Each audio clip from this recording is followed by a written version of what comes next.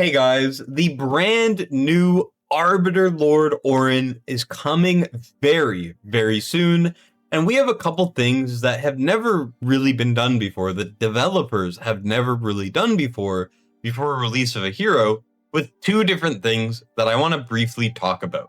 Number one is this Worldview synopsis. This is like a little bit of extra lore and something a little bit interesting to look at regarding Orin, which I will not be covering too much, because we also have all of his skills. They just dropped these earlier than we're allowed to cover them on test server for some reason. And I want to go over all of these. So we're going to go over his entire kit today, and I'm going to talk about him. And keep in mind, I have tried him, but I'm not going to go too far into that. But I still think it's important to go over his skills and see how good is he probably going to be. Now, before that, I do want to briefly just say, if you want to support the channel, if you want to see more videos, the best ways to support me is to like the video and subscribe. That is always a big help. And then the other thing is I have affiliate links in the description below. If you're going to top up or spend in this game at all, the best way to honestly support me is just to use my links. No extra cost to you.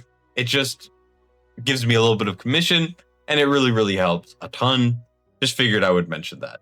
Anyways, this is a Worldview synopsis. You can find it by going to the Worldview introduction in the game news. This is pretty cool. There's a lot of stuff about the lore of Arbiters and Chaos and Oren's whole situation there. It involves this new chick who's a infernal looking unit right there with, a phoenix, and really cool design in my opinion. And there's some stuff in here, but I don't really want to go into it too much.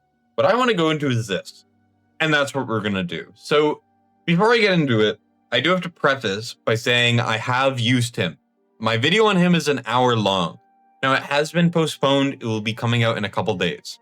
Now, I will just say what I am allowed to say based off of what we are seeing here. I do not want to break the rules and get in trouble. Okay, so what I have to do is dance around a couple things. What I will say is, now you can infer this from reading his kit, so I'm allowed to say it. He is really good. He's a really good hero. So I'm just going to say that, and everything else I'm going to say, I'm going to try to avoid talking about, things that I've learned after using him until that video comes out. So watch that when it does. Regardless, let's get into this. So Orin is the new Arbiter Lord. Let me just quickly lower the size on this very quickly. He is a fighter. He is a Arbiter Lord, like I mentioned. And stat-wise, he has 22,000 HP, which is actually pretty good. Makes it easy to keep him alive in a lot of different content. And obviously he's a fighter, so he's going to have some good HP. Then we get to his attack. And let me just say that if he had more attack, he'd be so broken. So this may look a little low, but this is actually just fine. Now, there's a lot of true damage in his kit that we're going to see. You want to build him with as much attack as possible, of course, but 5,400 is pretty good attack, especially because he's an AoE physical damage dealer. With the exception of Ardea, that's pretty common. Then we get normal stats for the other ones. 22 cost, which is cheaper than Pope, so that's pretty cool. And 2 block, of course, because he's a fighter. Then you can also see that he has a 4-tile range. Here, let me make it bigger again. 4-tile range in a straight line. Now we get to the talent. The talent is when an enemy in the ultimate range, for you guys who are wondering, is not shown. I'm not technically allowed to see it, but if we zoom in, you're going to see that we have him here. We have the 4 tiles in front of him. It extends it by multiple more tiles, and then it extends it on the side. It's kind of like an Ingrid beam. So in this entire range, this talent is going to apply. Now the talent makes it so that when an enemy is inflicted with 3 stacks of radiant erosion, it triggers Anathema. Now we're going to go through the kit. Anathema shows up a lot. A lot of the kit builds on Anathema. It's like Anathema is one of the main sources of damage. And there's a cooldown to this. So after the 3 stacks of radiant erosion, he does it. And then even if another 3 stacks of Radiant Erosion are applied, he has to wait for a 5-second cooldown on this ability. Now, when an ally inflicts Radiant Erosion on an enemy, which of course you're going to do, you're going to use them with Valara, you're going to use them with other things because Valara is like the best unit in the game. When an ally inflicts Radiant Erosion on that enemy, it adds an extra stack of Radiant Erosion. So let's say Valara puts out Radiant Erosion. Well, Orin has immediately doubled it, added 2. And he only needs 3 to do his ability. So either him or another ally just need to put out more Radiant Erosion and bam, it has happened again. Crazy. Now, this is also going to deal extra true damage equal to 30% of the hero's attack to them. Crazy already. And that's just the talent. Now, before we get into the rest of the kit, I do want to go over the Lord skill. Now, I will say, the Lord skill, we don't have a lot of information yet. So we're going to just kind of very quickly go into it. So the first 2 lines are always going to be the same. They're the same as Praetus. Basically, increase faction team members' basic attributes by 15%, same as all Legendary Lord bonuses. And then it grants 1 divinity, similar to a Praetus hammer that has 3 charges. It just recharges, but it's like a lance instead, probably, because that's what he's holding. And at a cap of 3, you're going to meet the max potential. And you can consume all of them to cast Judgment. Now, all deployed faction team members will assist in increasing the damage that it does. So if you have 5 Arbiters on a team versus 1 Arbiter on a team, it's going to make a big difference. Then we get to the Judgment 1, 2, and Final Judgment. There is no information on this as of now. I am not allowed to talk about it. And then every time Divinity is consumed, faction team members gain Sacred Blessing. Okay? And if we look at Praetus for a moment here, we're going to see that a lot of this is the same. But what we can infer from Praetus as a whole is this Verdict of Truth 1, 2, and Final Verdict.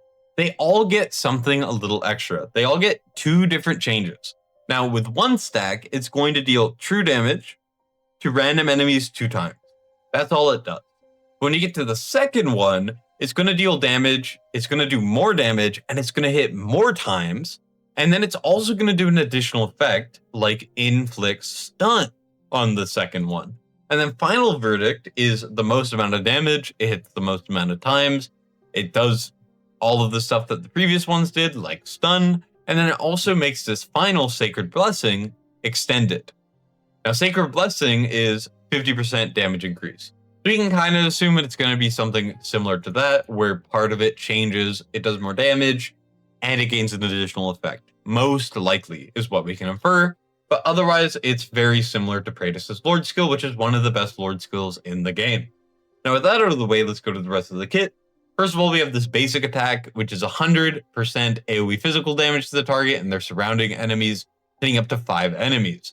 And it is very possible that this is not a skilled up skill, because there is no hero in the game that does 100% AoE physical damage at max skill. It's always 120%. Regardless, we get to the passive right here. Let me stop zooming in. Every 10 seconds, it changes the next basic attack to deal 200% AoE physical damage and 100% AoE true damage to up to 8 enemies, and inflicts 1 stack of Radiant Erosion. Right there, comboing with the rest of his kit. During the ultimate, the range of Reprimand is expanded to the ultimate range, and its trigger interval is reduced by 6 seconds. Now, it does not tell us what Reprimand is here. I know what it is, can't say it, wait for the full video. But regardless, it looks like instead of every 10 seconds, it's going to be 4 seconds, which is much faster. Then we get to the ultimate. The ultimate, after casting it, enemies in the ultimate range get vulnerability magic damage, vulnerability physical damage, and vulnerability true damage, which is new. And while they are inflicted with a stack of Radiant Erosion when taking damage from an ally's basic attack, which it should be all the time, it's going to reduce the trigger interval of Anathema to 1 second, and it can inflict slow. The wording's really weird on this. I don't know if they fucked up the translation, but regardless, it slows, it reduces the Anathema's damage, which allows him to attack more often. As you can see, he's doing a ton of things, looks super cool, And the vulnerabilities are pretty damn sick. All of the vulnerabilities. How much are they? Who knows? Then we get to the other passive. When Anathema kills the enemy, it grants Rage Regen to the hero, allowing him to cycle faster, which is crazy. And it also reduces the cooldown of Reprimand by 1 second. Bonkers. And that is Orin. So what can we kind of infer here? Well, he does AoE damage. He does vulnerabilities of all of the type. He clearly does true damage, and he combos with other allies doing damage. So if you use him with other allies that do Rage and Erosion, he's going to get even better. And a lot of his kit seems to feed into itself, right? He does Radiant Erosion, ally does Radiant Erosion, well, he puts out more Radiant Erosion. And when you get that Radiant Erosion, he's going to deal damage. And then, you know, if we get certain things like killing an enemy, it makes another part of his kit happen faster, right? So there's just a lot of stuff working together in tandem, and he's just all around seems like a really cool damage dealer. Now, of course, we cannot infer too much from these skills because there is still a lot of stuff missing, certain details missing, and that stuff to come in the future. I still wanted to cover it very briefly with you guys today, just because it was shared, and there's still time until he does, in fact, come out. So I just wanted to cover it very quickly. Anyways, I'm not going to waste too much of your guys' time just yapping about him. Overall, he seems very cool, and we're going to have to see. Anyways, thank you guys so much for watching. I do appreciate it, and I'll see you all in the next one. Destined signing out.